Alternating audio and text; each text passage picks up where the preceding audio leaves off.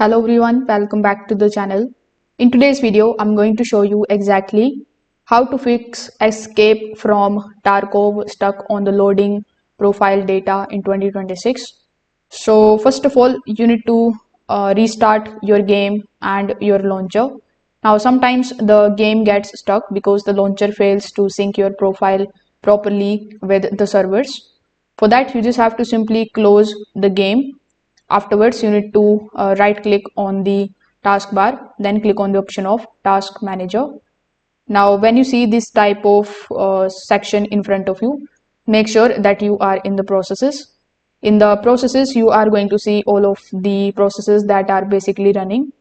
Among these, you need to look for escape from tarkov.exe file and bsg launcher.exe.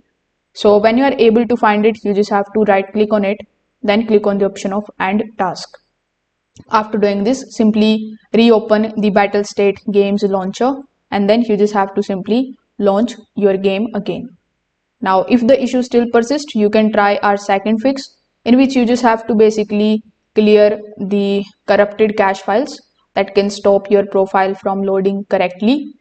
For that, you just have to simply open the battle state games launcher. Afterwards, simply click on the profile icon. There, select the clear cache option and wait for it to complete. After doing this, simply restart the launcher and the game. Now, sometimes the issue is not from your side but from Tarkov servers.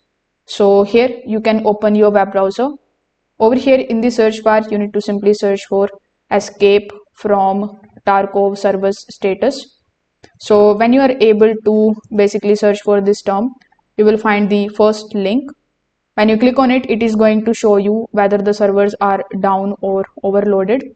If the servers are down, you have to just wait and there is nothing that you can basically fix.